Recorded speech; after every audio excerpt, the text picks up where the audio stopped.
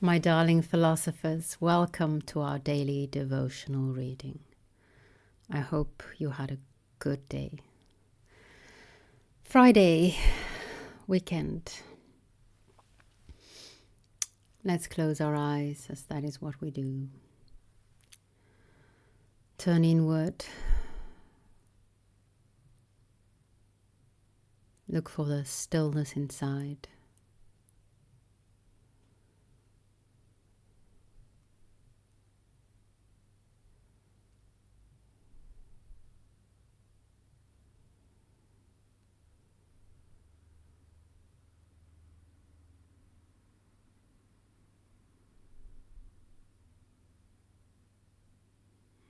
There's a lot of words in my head, but they don't feel as if they're coming from the right place, so I'm not saying anything.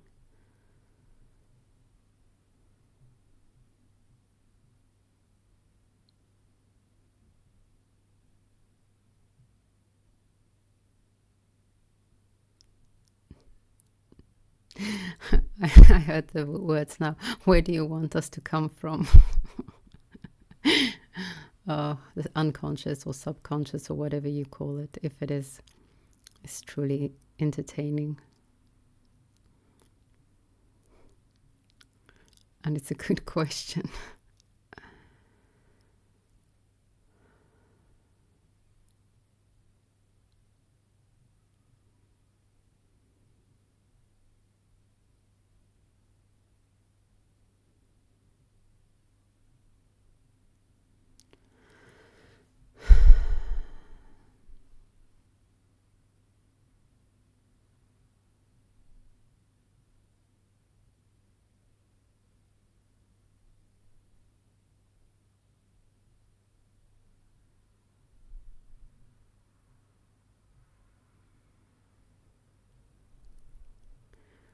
I will start to speak because we don't have all day. But as I was sitting here, there felt to be some sort of cloud forming around my mind, my head. And maybe if I were brave enough, because I believe the only way to achieve bravery is by risking it. Even if you do not have the skills yet, that's the only way you acquire the skills. By practicing, by doing. But what do I know?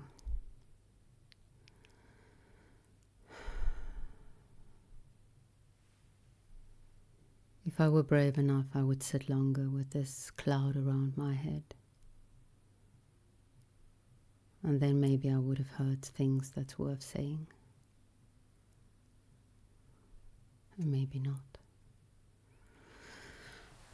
Luckily, we do have the words of Plato, which stood the test of time, so we could be sure that that is probably worth listening to. We are starting with Protagoras in my language. Protagoras, I think in English, today. I did not have time to read up on him today. I'll do so tomorrow. I was working today.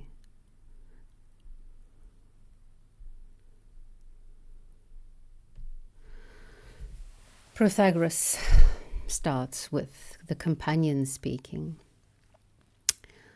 Where do you come from, Socrates? And yet I need hardly ask the question, for I know that you have been in chase of the fair Alcibiades. I saw him the day before yesterday, and he had got a beard like a man. And he is a man, as I may tell you in your ear. But I thought that he was still very charming. Socrates. What of his beard? Are you not of Homer's opinion, who says youth is most charming when the beard first appears? I don't know about the first part. And that is now the charm of Alcibiades. Companion Al. I'll just call him Al. Well, and do matters proceed? Have you been visiting him, and was he gracious to you? Socrates, yes, I thought he was very gracious, and especially today, for I have just come from him and he has been helping me in an argument. He has come to my defense, the other translation says. But shall I tell you a strange thing? I paid no attention to him, and several times I quite forgot that he was present. Companion, what is the meaning of this? Has anything happened between you and him? For surely you cannot have discovered a fairer love than he is. Certainly not in the city of Athens. Socrates, yes, much fairer. Companion, what do you mean, a citizen or a foreigner? Socrates, a foreigner. Companion, of what country? Socrates, of Abdera. Companion, and who is this stranger really in your opinion? And is this stranger really in your opinion a fairer love than the son of Clinias? Socrates, and is not the wiser always the fairer, sweet friend? Companion, but have you really met, Socrates, with some wise one? Socrates, say rather with the wisest of all living men, if you are willing to accord that title to Protagoras.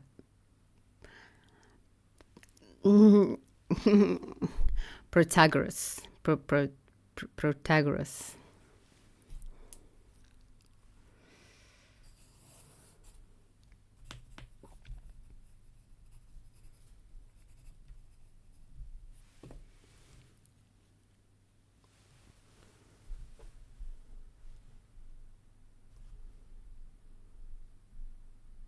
What, is Protagoras in Athens? Socrates, yes, and he has been here for 2 days. Companion, and do you just come from an interview with him? Socrates, yes. And I have heard him, and I have heard and said many things. Companion, then if you have no engagement, suppose that you sit down and tell me what passed, and my attendant here shall give up his space to you. Socrates, to be sure, and I shall be grateful to you for listening. Companion, thank you too for telling us. Socrates, that is thank you twice over. Listen then. Last night, or rather very early this morning, just before daybreak, the other translation says, and I do quite like that, it's a very powerful time of the day. Hippocrates, probably, the son of Apollodorus and the brother of Phaeson, gave a tremendous thump with his staff at my door. Someone opened to him, and he came rushing in and bawled out, "Socrates, are you awake or asleep?" I knew his voice and said, "Hippocrates, is that you? And do you bring any news?" "Good news," he said. "Nothing but good." "Delightful," I said. "But what is the news, and why have you come hither at this unearthly hour?" He drew nearer to me and said, "Protagoras is come." "Yes," I replied. "He came 2 days ago. Have you only just heard of his arrival?"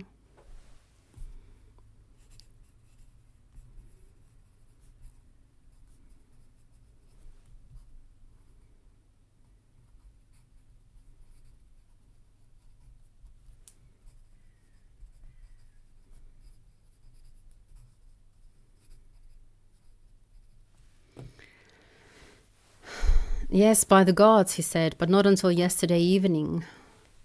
At the same time he felt for the truckle bed and sat down at my feet. And then he said, "Yesterday, quite late in the evening, on my return from Unu, whither I had gone in pursuit of my runaway slave Satyrus, as I meant to have told you, if some other matter had not come in the way. On my return, when we had done supper and were about to retire to rest, my brother said to me, 'Protagoras is come.' I was going to you at once, and then I thought that the night was far spent. But the moment sleep left me after my fatigue, I got up and came hither direct. I, who knew the very courageous madness of the man, said, 'What is the matter? Has Protagoras robbed you of anything?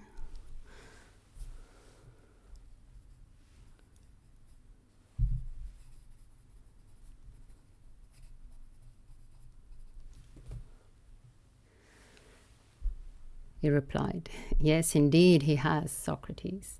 He replied, laughing, "Yes, indeed, Socrates, he has, of the wisdom which he keeps from me." "But surely," I said, "if you give him money and make friends with him, he will make you as wise as he is himself."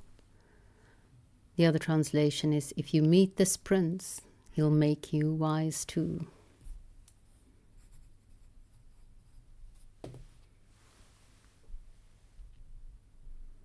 That is the hope.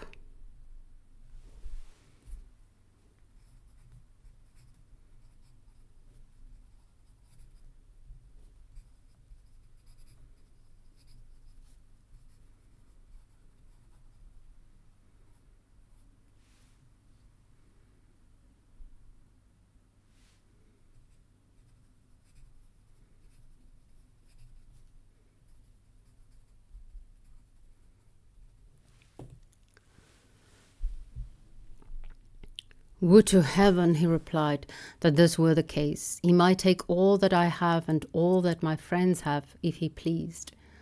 But that is why I have come to you now, in order that you may speak to him on my behalf. For I am young, and also I have never seen or heard him. When he visited Athens before, I was but a child. And all men praise him, Socrates." The other translation is, "He's such a celebrity. He is he is reputed to be the most accomplished of speakers. There is no reason why we should not go to him at once, and then we shall find him at home. He lodges, as I hear, with Clinias, the son of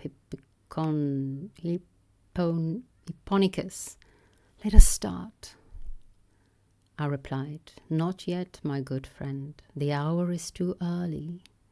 But let us rise and take a turn in the court and wait about there until daybreak. When the day breaks, then we will go."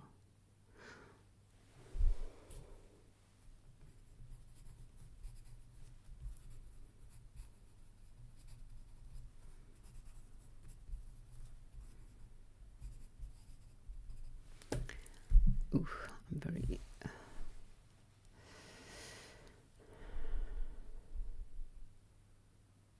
"For Protagoras is generally at home, and we shall be sure to find him, never fear.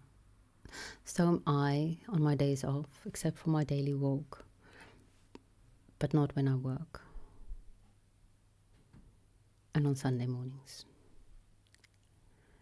and when I have to go out to be with other people who don't want to come to my home, or when it's my turn to visit other people."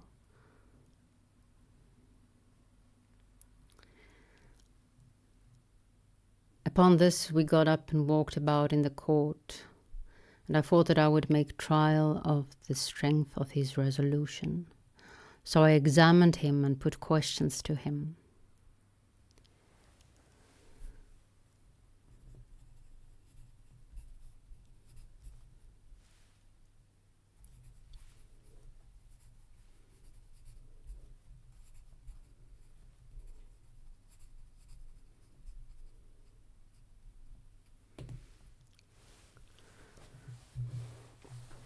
I listened to The Truth Hurts, that song that I shared in the past, like on repeat today when I was taking a break at work. I really want to read Kant. Immanuel Kant. His name alone doesn't sound quite right.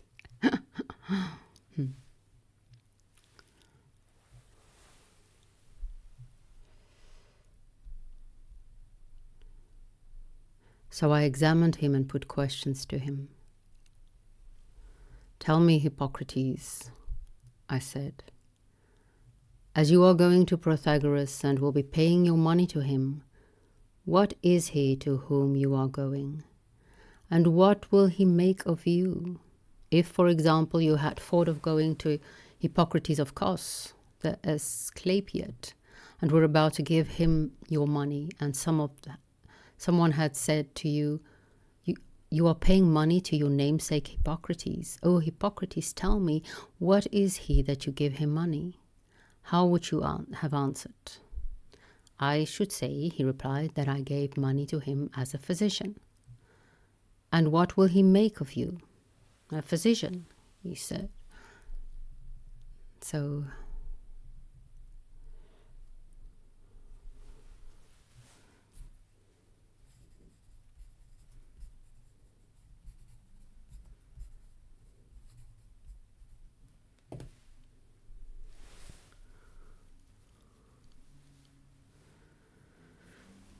and if you were resolved to go to Polycletus the Argive or Pheidias the Athenian and were intending to give them money, and someone had asked you, what are Polycletus and Pheidias, and why do you give them this money? How would you have answered? I do all the nice hand gestures, but it's under the table so no one can see.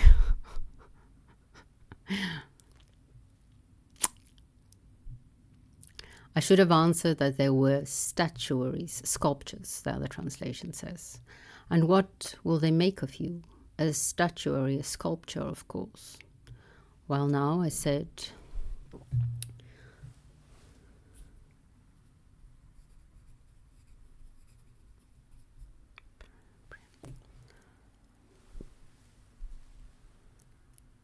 you and I are going to Protagoras, and we are ready to pay him money on your behalf. If our own means are sufficient and we can gain him with these, we shall be only too glad. But if not, then we are to spend the money of our friends as well. Now suppose that while we are thus enthusiastically pursuing our object, someone were to say to us, tell me, Socrates, and you, Hippocrates, what is Protagoras? And why are you going to pay him money? How should we answer? I know that Pheidias is a sculptor and that Homer is a poet, but what appellation is given to Protagoras? How is he designated? They call him a sophist, Socrates, he replied. Sophistes, master of one's craft, adept, expert, and indeed he does not quite specify master of what craft. Sophistes. Then we are going to pay our money to him in the character of a sophist, certainly. But suppose a person were to ask this further question, and how about yourself? What will Protagoras make of you if you go to see him? He answered with a blush upon his face, for the day was just beginning to dawn so that I could see him. Unless this differs in some way from the former instances, I suppose that he will make a sophist of me. By the gods, I said, and are you not ashamed at having to appear before the Greeks in the character of a sophist? Indeed, Socrates, to confess the truth, I am. But you should not assume, Hippocrates, that the instruction of Protagoras is of this nature. May you not learn of him in the same way that you learned the arts of the grammarian, or musician, or trainer, not with the view of making any of them a profession, but only as a part of education, and because a private gentleman and freeman ought to know them. Just so, he said, and that, in my opinion, is a far truer account of the teachings of Protagoras. I said, I wonder whether you know what you are doing. And what am I doing? You are going to commit your soul to the care of a man whom you call a sophist, and yet I hardly think that you know what a sophist is.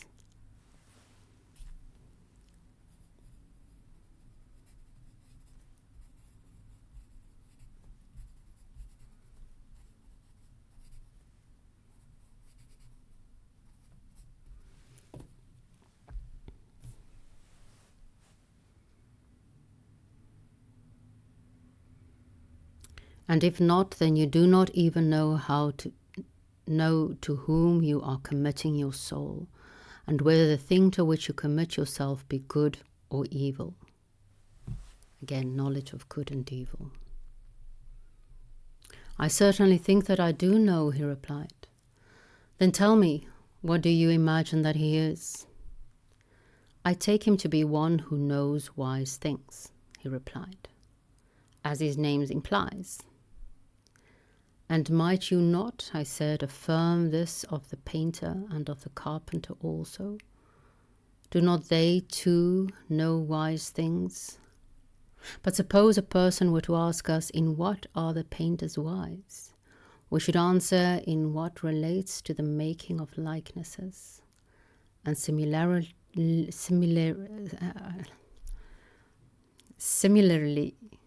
of other things.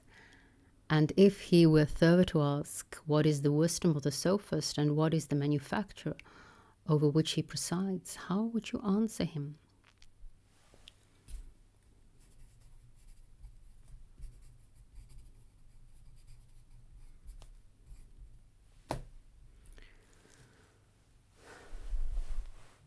How should we answer him, Socrates? What other answer could there be but that he presides over the art which makes men eloquent? Yes, I replied, that is very likely true, but not enough, for in the answer a further question is involved. That's well said. In the answer a further question is involved. Of what does the sophist make a man talk eloquently? The player on the lyre, the guitar, may be supposed to make a man talk eloquently about that which he makes him understand. That is about playing the guitar. Is not that the truth? Yes. Then about what does the sophist make him eloquent? Must not he make him eloquent in that which he understands? Yes, that may be assumed.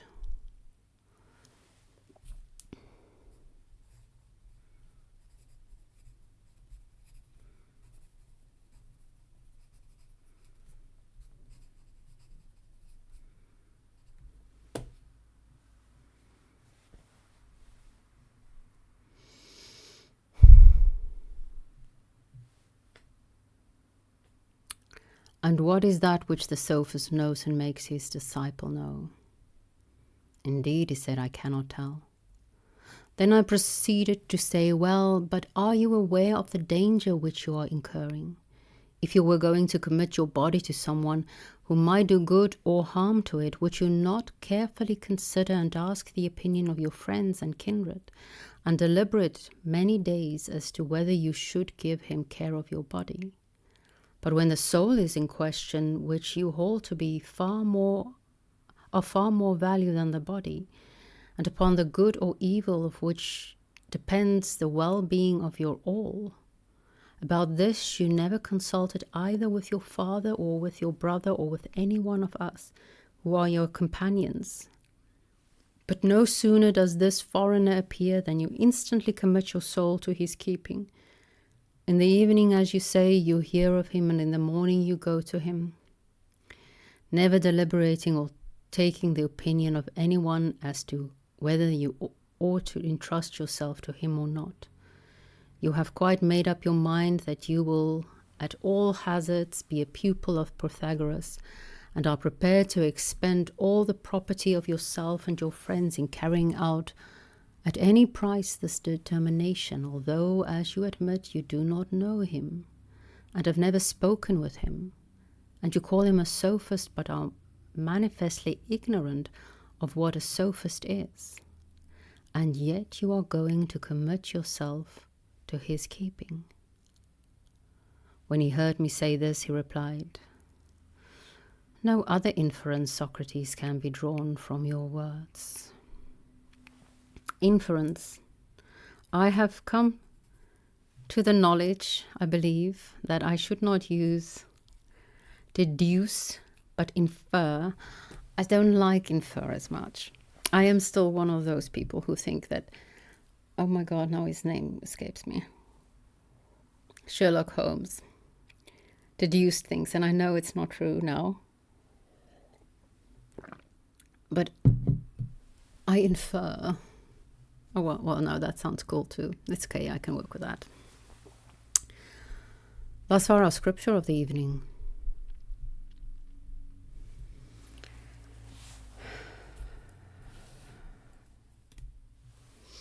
The wisest of all men. I do assume that this is Socratic irony.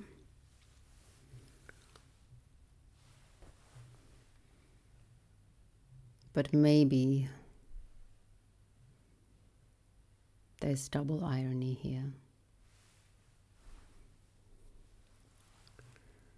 Protagoras has come. It almost sounds like a religious proclamation. Protagoras has come.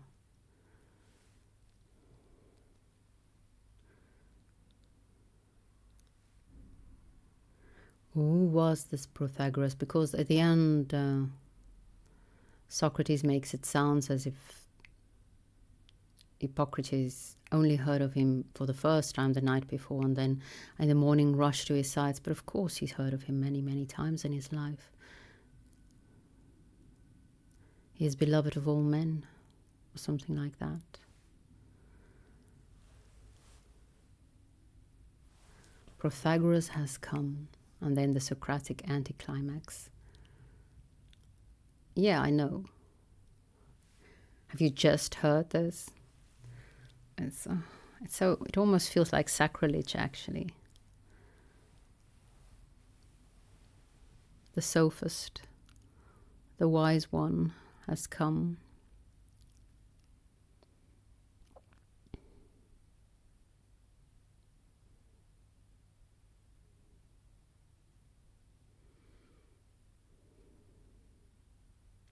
I do feel, but maybe that's just me,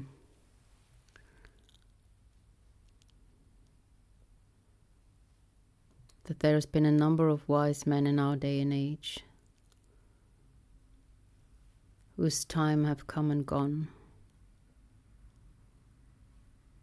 but they don't know it, they don't accept it,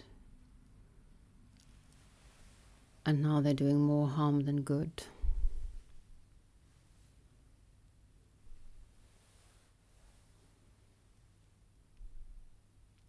The seekers are the ones I love.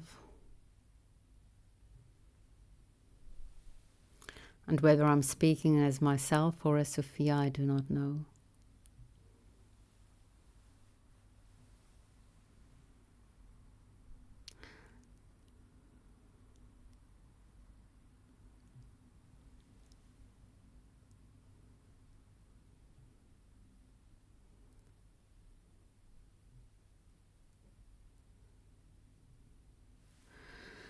The words in my head is not the ones who know, but the ones who seek. And yet, I received this. I never received text from her. I'm really open because she lives close to me. So I'm really open to seeing more of her and having connection with her more. My ex's partner, she sent me a text saying, "This book made me think of you. I don't know why. I've never spoken to her about this." And I said, "Oh, the title really captures me indeed." Of course, Gnosis, East and West. Liberating knowledge, knowing through the ages. Oh, definitely. And when I said the title speaks to me, she said, like, "Yeah, I thought the colors were pretty." So I don't know. But I'll probably get the book.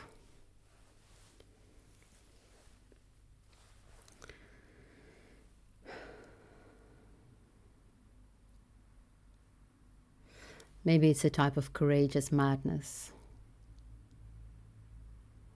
To presume that we know so that we may know deeper.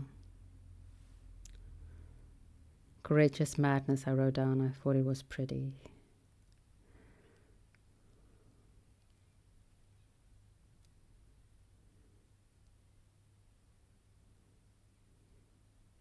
And Socrates refers to Protagoras as the prince.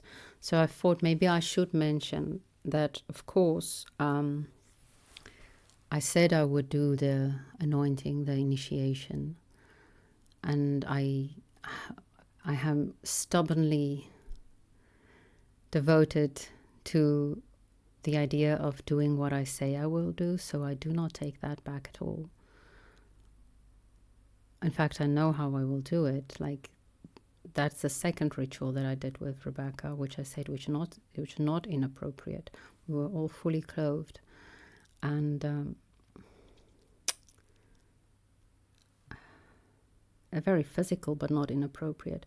And I will add one part that's almost close, crossing the line, if I feel like it in the moment. But it's not crossing the line, I think. It's just touching it, the line. I won't touch any parts that Rebecca doesn't have as well.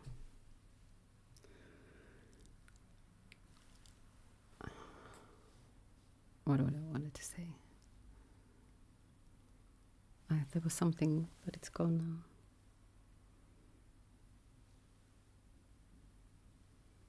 Oh, because for that,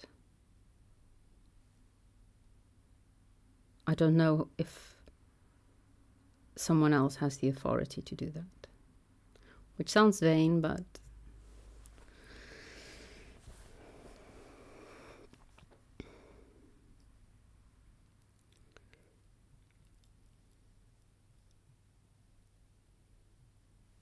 if you meet, he will make you wise.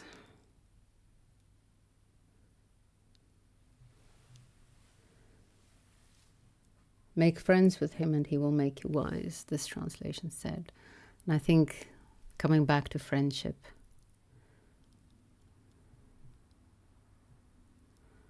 where the Socrates said that with his irony, it is a true thing. That is the type of friends that we should seek, right? The friends that will make us wise, whatever wisdom means.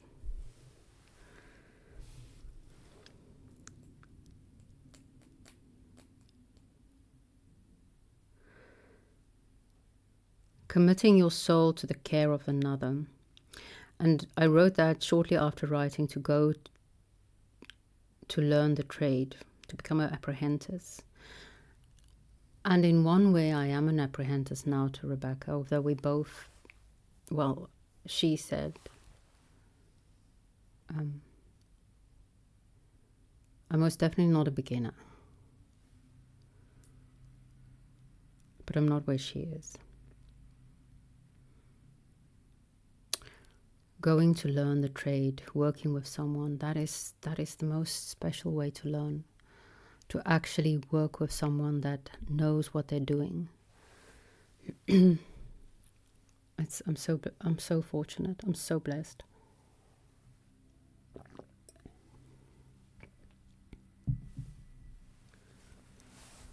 And all I had to do was give her some of my power. No, that sounds wrong. That's not what happened.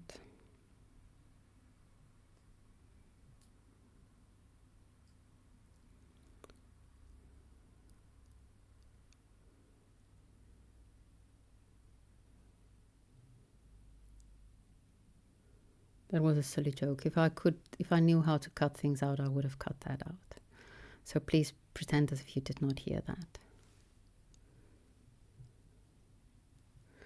Committing your soul to the care of another. That frivolous remark of mine would discourage anyone who is wise to not commit their soul to me in my care. Because clearly I still need a lot to learn about how to interact with the sacred and how to speak of the sacred.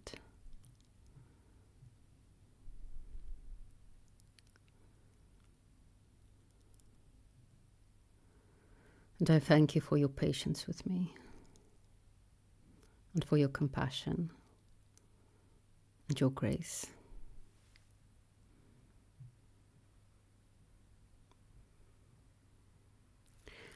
When we listen to people, when we pay attention to people, the people you follow online, you do commit your soul to them.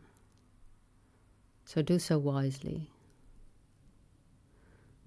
I do feel it's one of the few things that I'm proud of. I do feel my way of choosing and finding people is as wise as I could possibly be about it.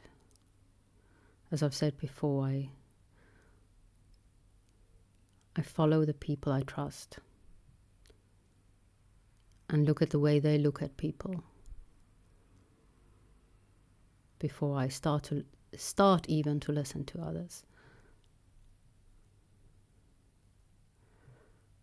And then only after having heard quite a lot do I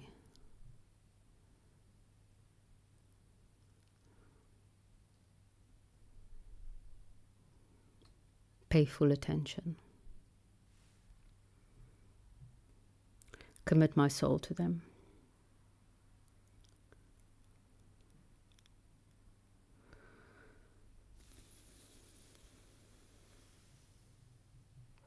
I wrote down here, but I do not know if this is the place or time to ask the question.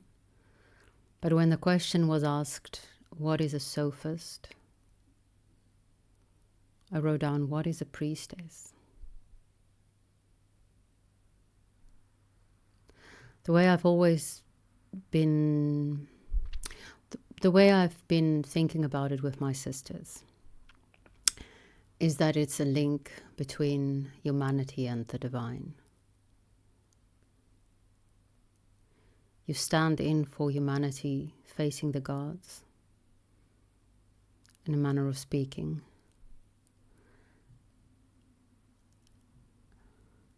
And you face humanity on behalf of the gods.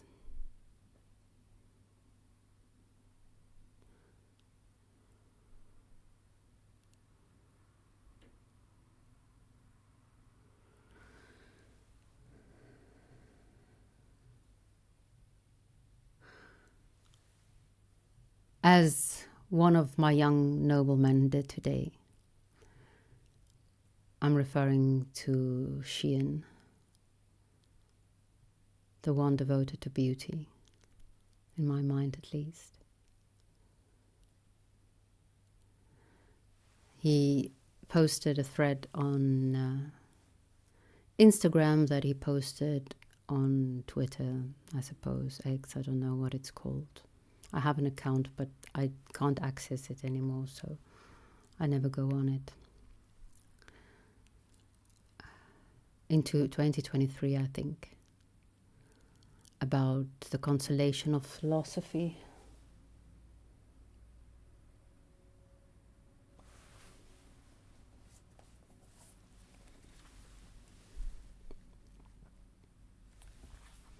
A beautiful little book, which he says we all should read, and you should listen to my wise young men and go read this book.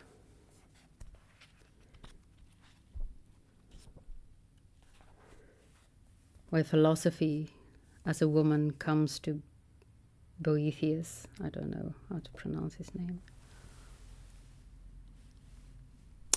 and teaches him. Well, I'm just going to read one thing that's underlined. I don't know what it is. True and perfect happiness is that which makes a man self-sufficient, strong, worthy of respect, glorious, and joyful. It comes from within. It comes from virtue. And so maybe I should not, and that's why I wrote this down here, maybe I should not ask myself the general question of what is a priestess, but what is a priestess of Sophia? And I do think it comes very close to searching for wisdom, and hence the good life with others.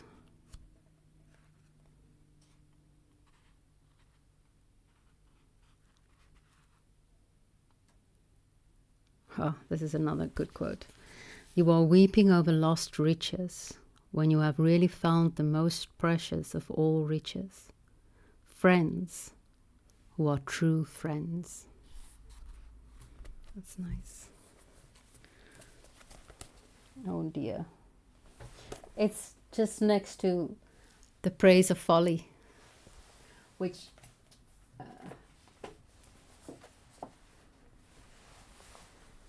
Dr. Nelson stole my joke.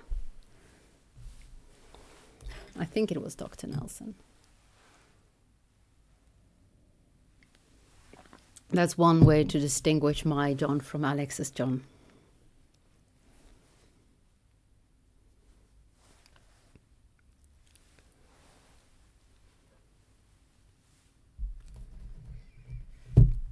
In search of virtue, but also because that was my gift to Rebecca, to philosophy. I blessed her as a priestess of Sophia, and one of the things that she wrote about in a previous letter, because I wrote about it in the letter before, is how strange she finds it that I said I am currently trying to construct a worldview for myself, because that's exactly what she is doing. Her motivation is much stronger. She has a little boy and she wants to be able to provide him with something he can reject, she says. And so we are constructing, but we don't like the word worldview, either of us. And being a bit woo-hoo. And I'm not sure how much of this I can share and how much not. And I am pretty good at, although I'm really open about my own stuff, keeping other people's secrets. But I don't think it's a secret. And I do think through this, and she knows this, so I'm quite sure she wouldn't mind me sharing. I have told her about things that I've said, which she didn't comment negatively on or looked negatively about. So,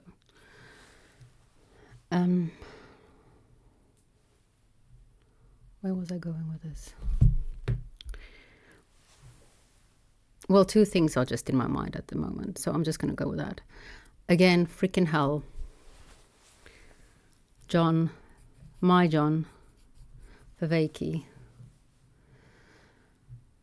She's quite attracted to Spinoza's view of many things, but amongst other, his idea of determinism.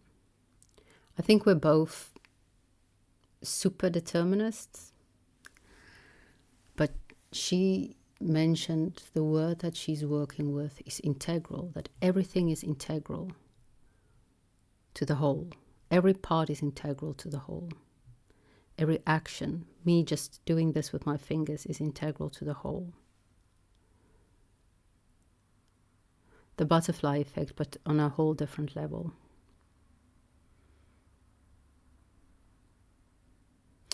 And I asked her, and this I can share because it was me asking the question and me giving the answer, because that's how we worked. She shared things and then I asked questions, which was sometimes maybe a bit, I can come across as a bit rude, I suppose, but that's how you figure out what you really think, by someone questioning your opinions. Because I ask questions that maybe one doesn't want to hear. But this wasn't like that. Well, I asked, but what's the use of ritual then? What? No, not that. I asked, what does that say about ritual? What does it make of ritual? This everything is integral and determined, supradeterminism even. Everything is, what is the role of ritual? And she didn't know. And I think I asked more, what does it make of ritual? How would you then feel about ritual? Because I said something like, well, actually, it deepens the meaning of ritual. What other word can I use?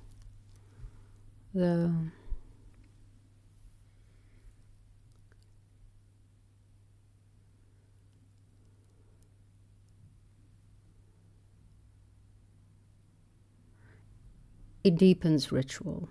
Let's just keep it at that. Because, for instance, I think I've mentioned that she always playfully says, well, if I didn't go take a picture, look at the sunrise and take a picture on the solstice, the sun would not have risen. But if you believe that everything causes everything else and everything is interconnected, past, present, future, then in a way, if you didn't do that, the sun might never have come into existence. And I know this is extremely woo-hoo.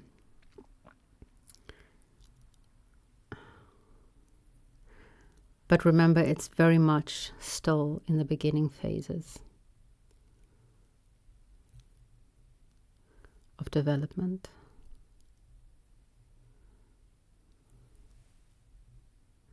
But I want to play with that. And I'm being a little bit long tonight. Oh well, you can skip if you want. I have, of course, homework to read more mythology, because mythology and ritual is completely inseparable. And this was also amazing. This book she recommended, like very fervently. And my book provider, which has all sorts of benefits for me if I buy through them, had one copy of this book. So that was perfect. The myths and hymns. And this morning I read, because I'm going to also not only read philosophy now in the mornings, I'm also going to read some mythology of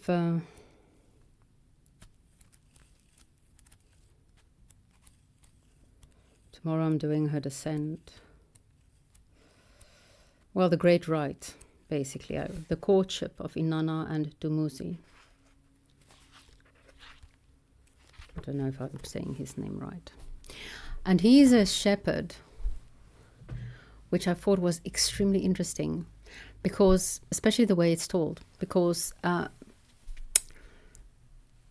Inanna herself wants to marry the farmer, the one who tills the earth.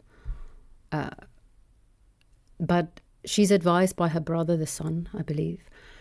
He has another name, but it's the sun god. Or strongly advised, begged to marry the shepherd instead. And that made me think, because it's also a Bronze Age, I'm quite sure, I think. But it's Uruk, area, so it's where Abraham is from. So it's from the same sources. And this whole idea of the farmer, the one who sows, and then the shepherd, and that Cain and Abel, but because we have the shepherd king, and then her husband, because he becomes her husband, becomes the king, the shepherd king. Then the shepherd king is, of course, a very strong motive also in Christianity. But who is the shepherd? Yes, we know it's the one who takes care of the flock, who feeds the multitude. Again, Dr. Nelson has a very good piece on the King Jesus on his Substack. I don't know if I'll be able to find it so quickly, but anyway.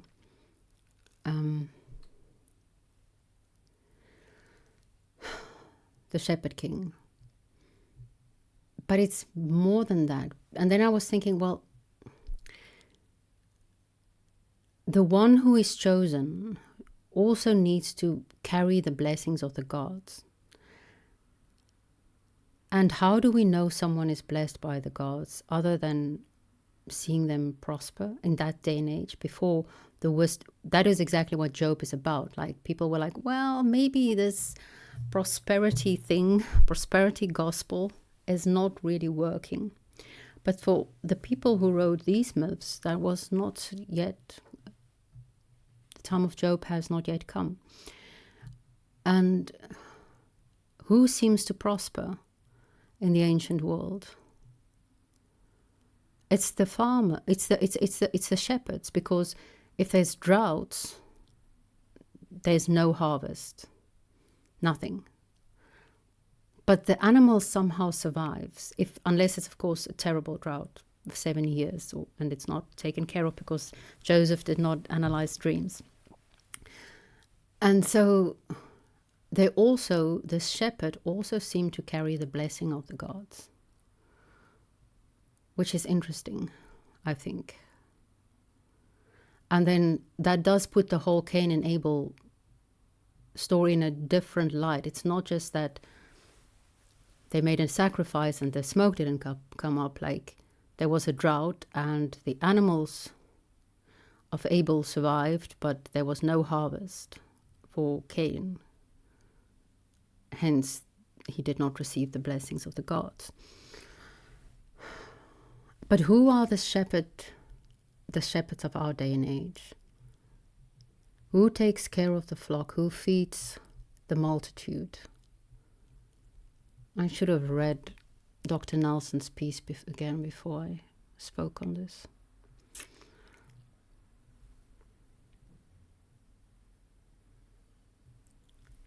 What is the symbol of shepherd? What is that equivalent for us in our day and age?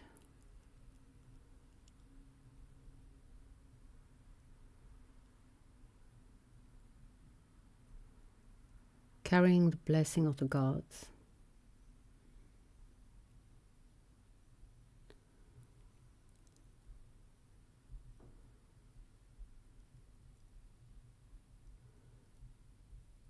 And a loving and caring heart.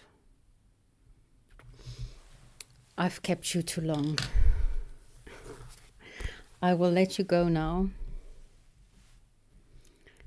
And Sophia herself will guide your path.